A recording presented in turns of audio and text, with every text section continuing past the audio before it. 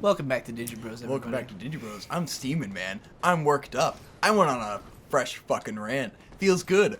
Feels good to rant. Feels You know what good doesn't feel to good, improvise, Victor? bro. What? You know, I've got advice for everybody. Does your asshole not feel good? Is that where this is going? I've got an aphorism for everybody. You know? I don't know if you ever heard the phrase, "Don't let your mouth write checks that your wallet can't cash." Mm-hmm. I've got better advice. Don't let your mouth. Don't let your mouth write checks that your ass can't cash. Knew where that was going.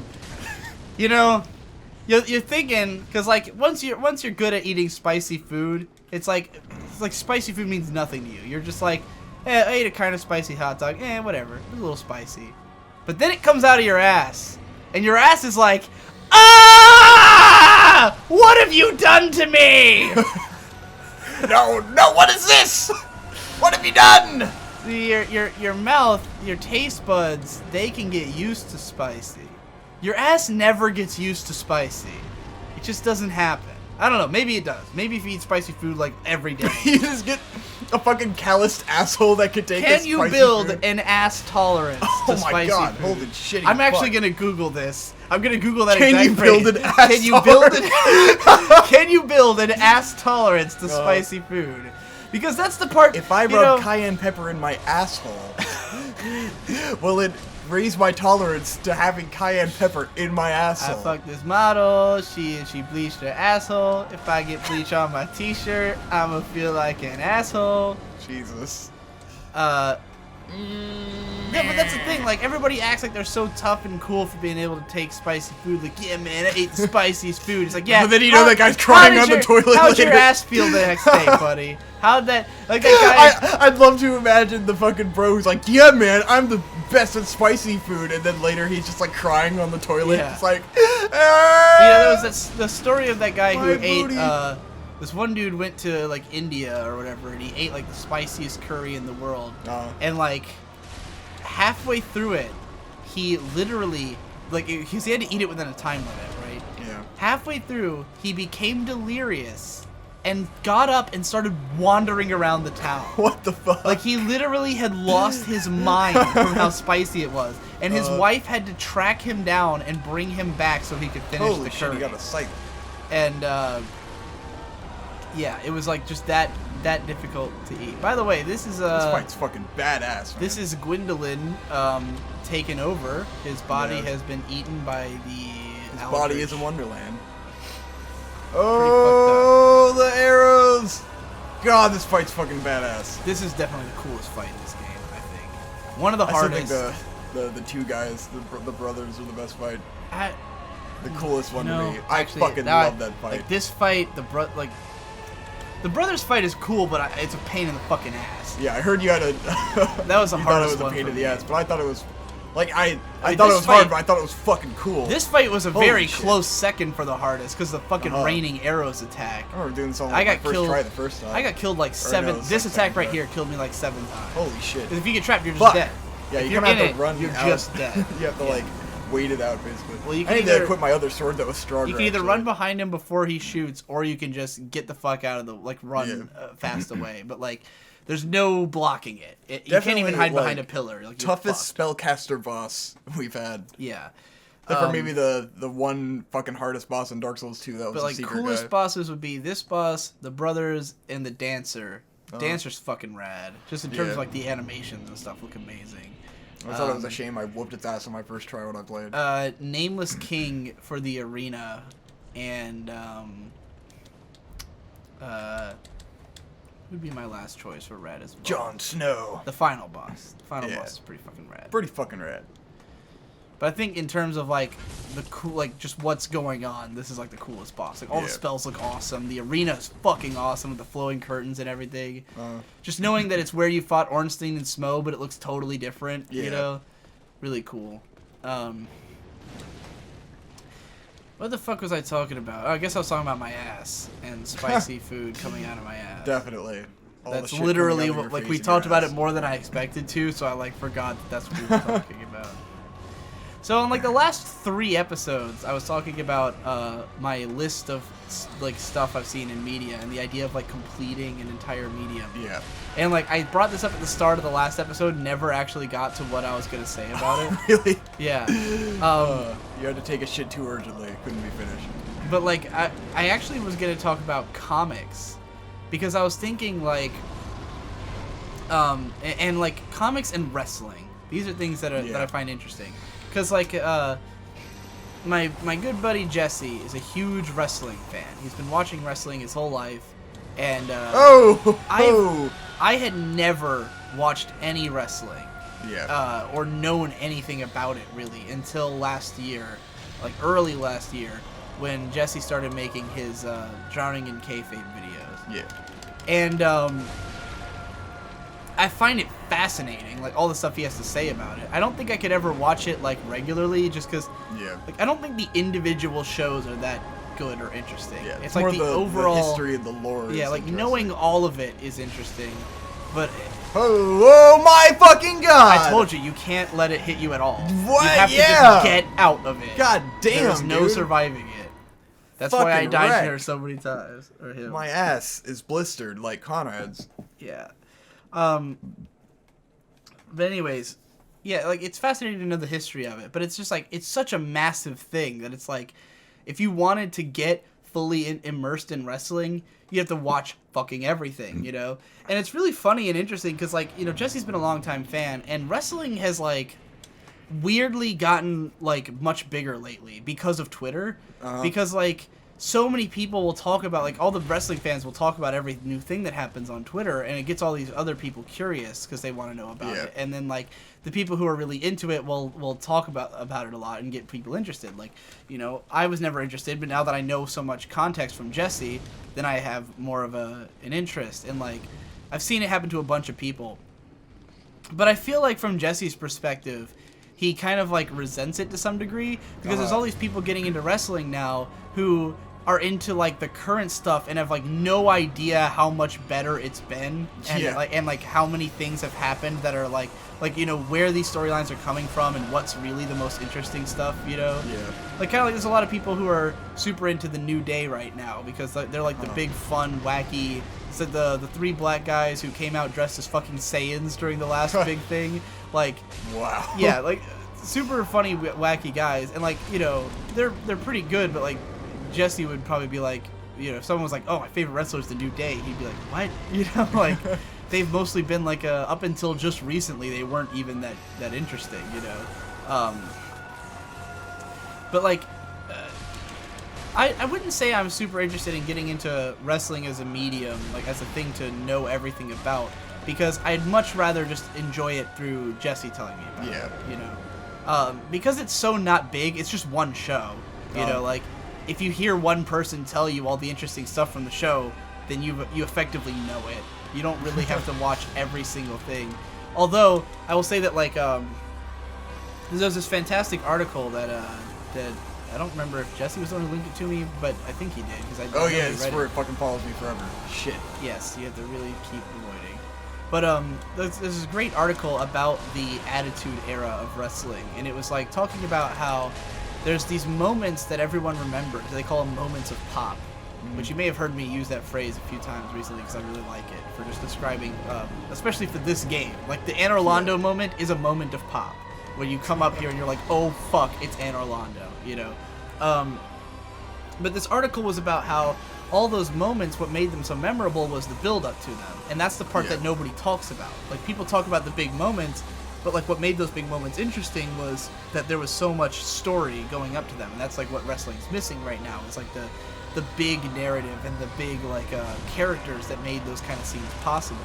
So it was, like, going into detail about, like, this one moment from a Stone Cold versus Mankind match and, like, what all led up to it. And it was really interesting, and, like, it was such a cool story, you know?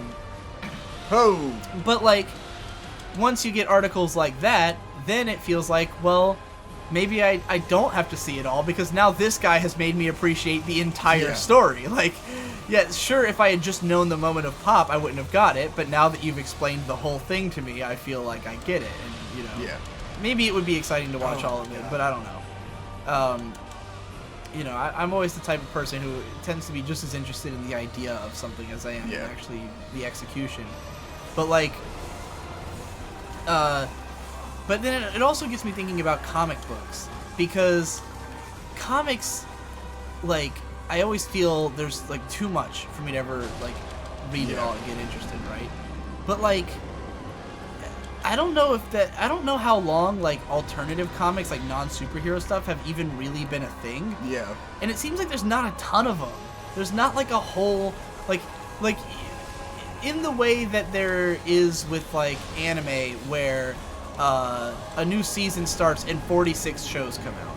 Yeah. That's not the case with like comic books, like stuff being published professionally. Like, yeah, there's a bunch of indie stuff, but I don't think it's coming out at like an alarming rate.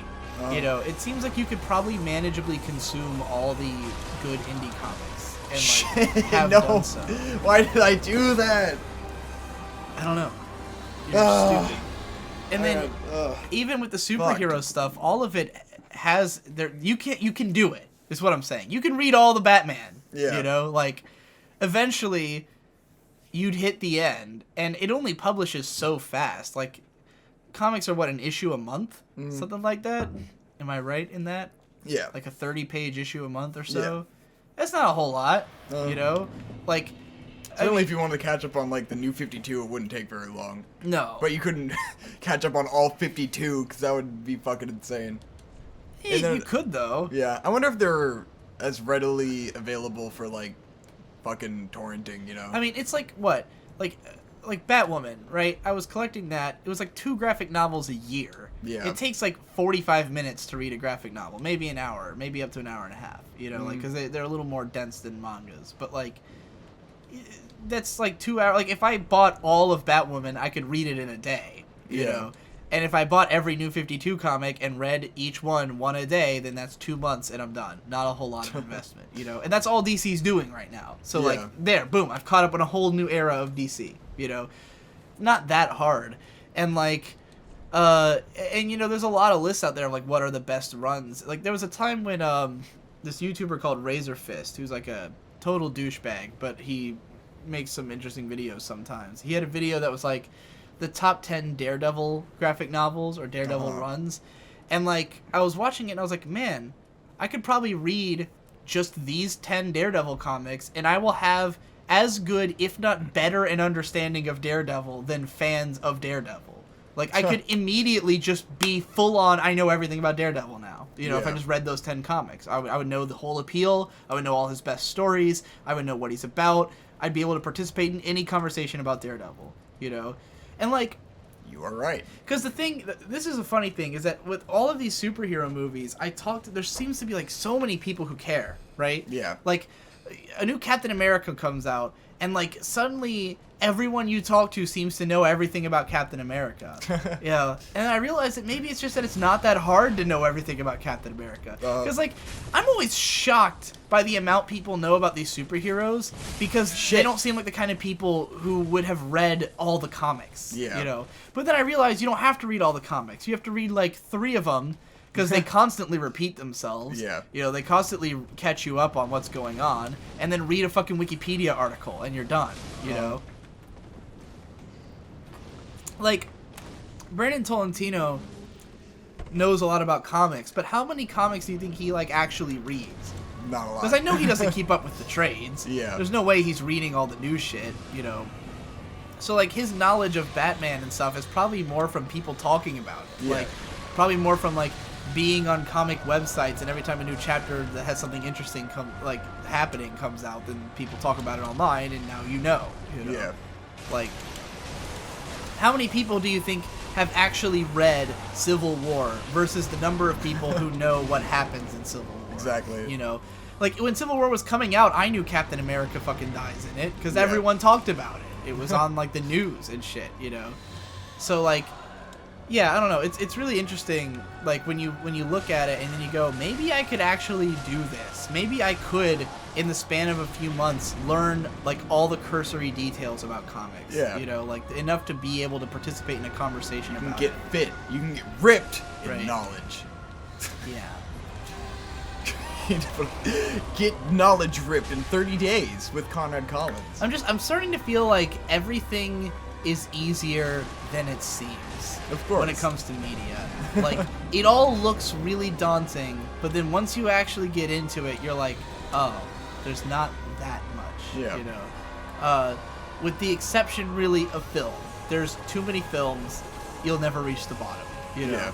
And but also with film, I think it's because it's also, like, so many different interests. Like, people who are into horror films, that's a whole other ball game. Yeah. Like, if you're someone who's into just, like, great films, that's, like, a whole different thing from being into horror films, where then you're someone who's seen 2,000 movies that are mostly shit just because you like horror, you know? Because it's, like, a lot of the film buffs I know, like, online and stuff are just horror buffs. Yeah, who there's a don't huge even- difference between horror buffs and film Right. buffs, you know? Like, fucking, the Cinemasochist. Like, you watch his channel, and every video is about some shit I've never heard of. Uh-huh. Like, every single time. But then I've come to realize that, like, in the horror communities, people know those movies, you know? Yeah.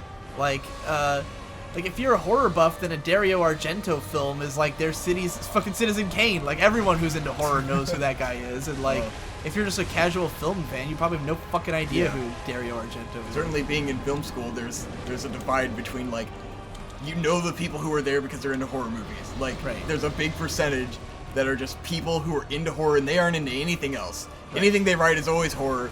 People like Josh who just fucking do too much horror movies. Right. And, like, you know that's their fucking focus. And then, like, no one else even knows shit about horror movies. Right. It's a very specialty, like, it's almost like a separate thing from film. Yeah. It's like there's horror films and then there's films. And then there's, like, B movies and, like, being into junk cinema and stuff like that, you know? Like, but the funny thing is, and this is, again, why I sometimes realize that maybe I know a lot more about stuff than other people do. Shit. Because I follow... Oh, no. I follow people from all of those things because, like, for me, like, I am way more interested in having knowledge of subjects than I am in the subjects themselves. And, like, over time I realized that maybe, like I think there's probably a lot of people who are, like, genuinely watching films is, like, their main thing. And, like, they're big film buffs and that's all they care about. Who have no interest at all in B cinema or horror films and don't know anything about it. Yeah. You know? Whereas for me, even though I'm not interested in watching those movies at all, I know a lot about them because did I do it? Yeah. Because I do bitch. follow those channels, you know. I had one hit left. No way! No fucking way! Beyond the No grave! fucking From beyond the grave! That was fucked. Wow. Was some fucking bullshit. But I am so happy that happened because that was Wow. incredible. Wow. That was some dank meme my right there. god, man. What a fucking intense... I'm glad I had this intense fight with this because the first time I didn't have the same experience. Wow. That was a dank meme. That was a dank fucking Anyway, meme. what I was saying. Jesus. Yeah, you know, I know a lot about these. Like, I know the name Dario Argento, for instance. Like, are there film buffs who don't know who that is? I don't know who the fuck that is. He did Suspiria. I don't know what that is. Heard of Suspiria? That sounds fucking lame. His visual style is a lot like Nicholas Winding Refn. Do you know who that is? Go fuck yourself, dude. What is this? The guy who directed Drive and Only God Forgives and Okay, I've heard of Drive. Valhalla Rising. Yeah. And, Yeah, I've heard of those. And the Pusher films. See, that's another thing. Like, I know most people nowadays probably know who Nicholas Winding Refn is because of Drive and Only God Forgives. But do they know the Pusher trilogy? Because I do. You just have all this fucking knowledge about shit that you've never seen. I know all mediums, man. Insane. I watch everyone who does analysis videos. Like, you know, I will never watch any of the movies Cinemasochist tells you about, but I can tell you, like, what the theme song is to a fucking 80s slasher flick that I'm not interested in because it was in a video once, you know, or like who the lead actress is or something like that. Yeah, there's like, I have one of my film friends is like biggest movie buff I've ever met, and like his thing is 80s movies. He's seen every fucking 80s movie that's ever happened, but then like he's never seen a Wes Anderson movie, you know? Like, cause that's his focus is these 80s movies.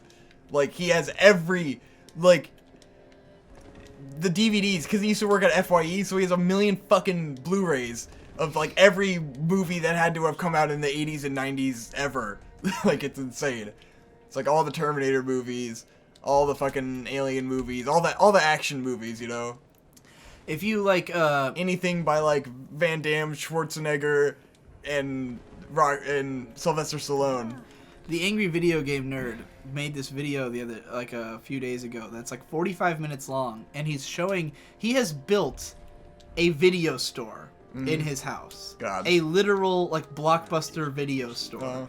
Like, and it's like just to keep the idea of them alive, like to like remind people, like he considers it like a museum basically of like what it was like to be in a video store. And he's got everything, you know, categorized by genre and stuff like that. But then he's built he has one whole wall just for Hammer horror films, you know, like all the old Dracula movies and shit. He's got like one wall that's just like the old Universal Monsters movies, and then like, you know, whole sections for that kind of stuff. And it's like, yeah, you know, do you think YMS is going out and watching all the fucking Hammer horror films? No. You know, like, probably not. But that's what specialists are like. Yeah. But when you watch all those people, you know every specialist. Then, like, do you know what Hammer horror films are? Was I just going over your head by even mentioning that? Context clues in Dracula. Christopher Lee, when he played Dracula, like a million Dracula movies, it was a group called Hammer. Have you ever heard of the Trauma? Trauma is like a... Whoa. They did Toxic Avenger, and they did all these like weird B movies that are like all like, you know, fucked up, violent, crazy shit. Of course. They were like the ultimate like punk movie guys and stuff like that. You know. Surely you know The Asylum, the guys who do all the fake movies. Yes. But yeah, I bet there's people out there who just watch all the Asylum films. Like, that's the kind of thing Josh would do. Yeah. Like, Josh would be the kind of guy who would watch all the Asylum films because they're bad. Yes. And, like, wanting to see all the bad movies, you know. I mean, I know he's seen fucking Mega Shark versus... Some bad movies. Whatever. Giant... What is a Mega Shark fight? I think it's Giant Octopus. He's done a few. Yeah. He's done a few. Yeah. The Mega Shark, I mean, it's like, has done a few films. Godzilla's done a few films. You know, Mega Shark's a real auteur. He's fought a few. You gotta go to the monsters. sewer, the jail now. Yeah. There's nothing else up here. I'm just trying to get down.